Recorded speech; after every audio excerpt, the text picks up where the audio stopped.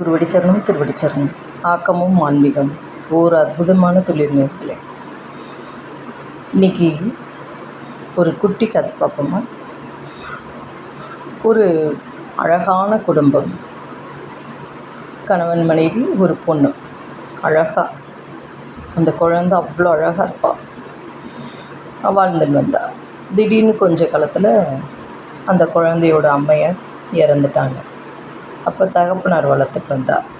தகப்பனார் கொஞ்ச நாள் சொல்கிறா, இந்த மாதிரி நம்ம காசிக்கு போயிடலாம் அப்படின்னு சொல்லிட்டு காசிக்கு போய் காலடியை வைக்கவுமே அந்த குழந்தையோட தலையெழுத்தே மாறிடுது, அதோட நடவடிக்கையே மாறிடுது.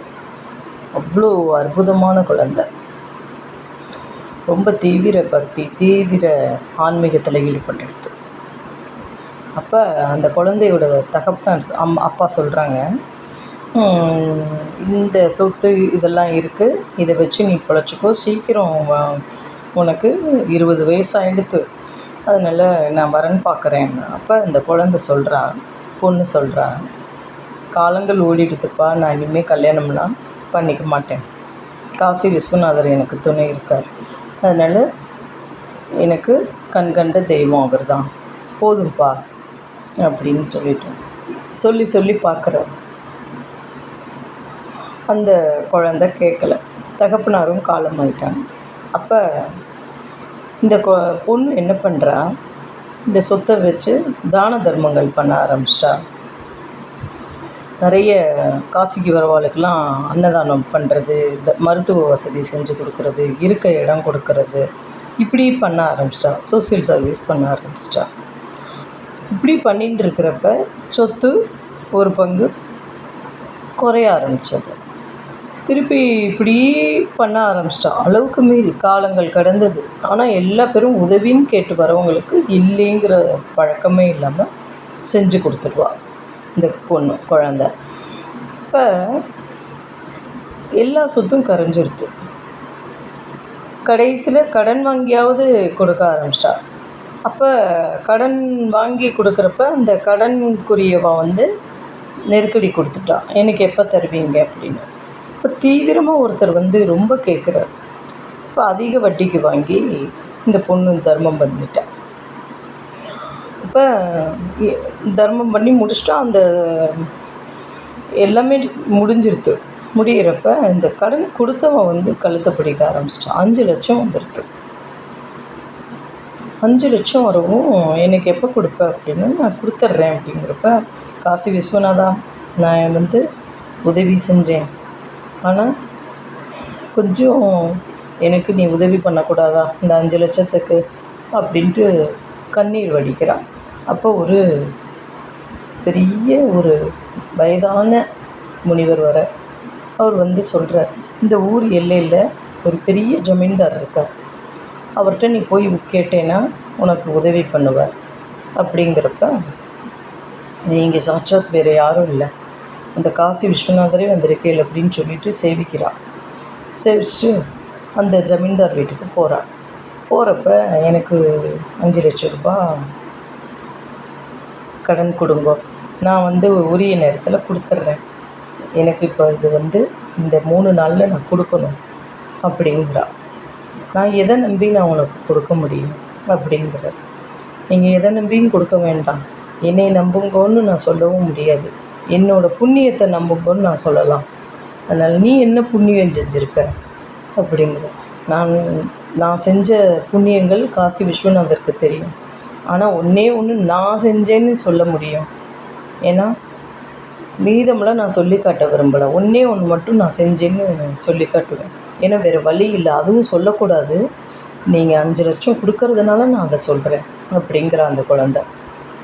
அந்த பொண்ணு என்ன அப்படின்னா, இந்த குளத்தில் இருக்கிற நீர் வற்றாத நீராக என்றும் இப்போ இருக்குது அப்படின்னா, அது நான் செஞ்ச புண்ணியங்கள் தான் அது.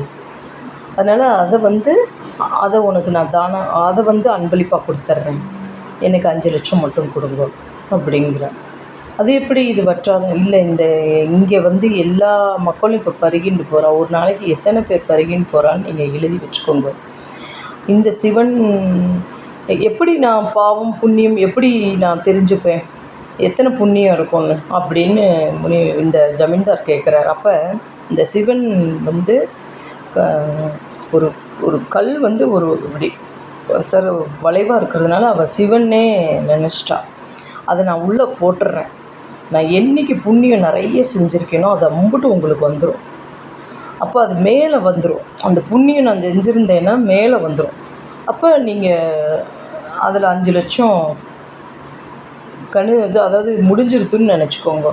இல்லை அது வந்து மேலே வரல அப்படின்னா நான் உங்களுக்கு சீக்கிரம் தீர்த்துடுறேன் அப்படின்னு. சரி அப்படிங்கிற. அப்போ 5 லட்சத்தை கொடுத்துறேன். ஏன்னா ஊர் மக்கள்லாம் பின்னாடி இருக்கிறனால இவரை தப்பாக எடுத்துட்டுருவார் அப்படின்னு நினச்சிட்டு இந்த ஜமீன்தார் என்னென்ன 5 லட்சத்தை கொடுத்துட்றேன். இப்போ 5 லட்சத்தை இந்த குழந்த பொண்ணு வாங்கி யார் யாருக்கு கொடுக்கணுமோ பட்டுவாடை பண்ணி முடிச்சிட்டா.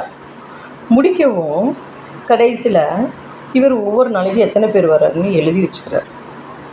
இப்படா இன்னும் கருங்கல் தானே அப்படின்னு இவர் ஜமீன்தாருக்கு, கருங்கல்னு நினைக்காதீங்கோ, நமச்சிவாயான்னு நினைங்கோ, காசி விஸ்வநாதரே அது உள்ளே இருக்கார் அப்படிங்கிற அந்த குழந்தை. அப்போ சொல்லிட்டு போகிறார். அப்போ இவர் வீட்டிலேருந்து மேலே அந்த குளத்துக்கு மேலே எழுதிண்டே வச்சுட்டுருக்கார். ஒரு காசி விஸ்வநாதர் கோவில்லேருந்து ஒரு மாடு வந்தது. அந்த தன்னை வந்து பருகினது. தன்னை வந்து பருகவும் அடுத்த கணமே ஒரு இடியுடன் கூடிய ஒரு மழை, மேலதாளங்கள் எக்கச்சக்கம். பார்த்தா அந்த லிங்கம் வந்து தண்ணிலேருந்து குளத்துலேருந்து மேலே வந்துடுது. மேலே வரவும் இவருக்கு கையும் உடலை காலும் உடலை, என்னமோ ஒரு இவ்வளோ சாதாரணமாக மேலே வந்திருக்க வேண்டியதானே, வராமல் மேலதாளங்கள் இடி, என்னமோ சொல்ல முடியாத ஒரு வாசனை. அவருக்கு கண்ணெல்லாம் கலங்கிடுது, புல்லரிச்சது உடம்பெல்லாம். காசி விஸ்வநாதா என்னை மன்னிச்சிரு, இவ்வளோ இந்த குழந்தை வந்து புண்ணிய குழந்தைன்னு தெரியும், நான் சோதிக்கிறதுக்கு தான் நான் அப்படி பண்ணேன், என்னை மன்னிச்சிரு அப்படின்னு சொல்லிவிட்டு அந்த தன்னை மேலே தெளிச்சுட்டு சேவிக்கிறார். பூமி நமஸ்காரம் பண்ணிவிட்டு அந்த குழந்தையை கட்டி பிடிச்சிட்டு நீ தான் நான் பெற்ற பொண்ணு, நான் உன்னை மகளாக எடுத்துக்கிறேன், இந்த சொத்தை அம்பட்டும் நீ நீ என்னென்ன தான தர்மங்கள் பண்ணணுமோ எல்லாம் பண்ணு அப்படிங்கிற. ஒரு சொத்து கிடச்சதுன்னு அந்த குழந்தை தான் மட்டும் அனுபவிக்கல, அவ்வளோ தான தர்மங்கள் பண்ணியிருக்கு. ஒரு அப்பா, அழகான அப்பா பெருமாள் சிவன் கொடுத்துட்டார் அந்த குழந்தைக்கு. கடைசியில் அப்பா சாகிற தருணத்தில் உனக்கு யார் இருக்கா கடைசியிலன்னு சொல்கிறப்ப நான் இருக்கேன் அப்படின்னு சொல்லி சந்திரசேகர் விஸ்வநாதர் சொல்லி ஒரு அன்பான அப்பா கொடுத்துட்டார். கடைசி வரைக்கும் அந்த பொண்ணு கல்யாணமே பண்ணாமல் தான தர்மங்கள் எவ்வளோ பண்ண முடியுமோ பண்ணிகிட்டே இருந்திருக்கா. இது உண்மை கதை, காசி விஸ்வநாதர் அங்கே நடந்த உண்மை கதை. அப்போ இதுலேருந்து நம்ம என்ன தெரிஞ்சுக்கணும்னா, கொஞ்சமாவது தான தர்மங்கள் உத்வேகத்துடன் பண்ணணும், கண்டிப்பாக பண்ணியே ஆகணும். நம்ம என்ன சேர்த்து வச்சுருக்கோம், குழந்தைக்கு என்ன சொல்லி கொடுக்கணும், தான தர்மங்கள்னால் என்ன அப்படின்னு கண்டிப்பாக சொல்லி கொடுக்கணும் நேயர்களே. கண்டிப்பாக இது வந்து அவ்வளோ வாசனையாக அந்த கோவில் மாடு வந்து அந்த நீரை பருகிறப்ப அவ்வளோ இடியுடன் கூடிய மழை அப்படி வந்திருக்கு. அப்போ எப்படி பாருங்களேன், காசி விஸ்வநாதர் ஸ்தலத்தில் நடந்த உண்மை கதை. ஒரு துளினாலும் நம்ம நல்லது, கண்டிப்பாக ஒரு துளி போதும், செஞ்சால் நம்மளுக்கு போதும் அப்படின்னு நினைக்காம கஷ்டப்பட்டு கண்ணீர் வடித்து கடைசி தருணத்தில் யாசகம் கேட்டு அந்த கடவுளே கண் திறந்திருக்கார் பாருங்களேன். அப்போ தான தர்மத்துக்கு எவ்வளோ ஒரு பலன், கண்டிப்பாக புண்ணிய பலன், புண்ணிய பூமி. கண்டிப்பாக நேயர்களே, நமஸ்காரம்.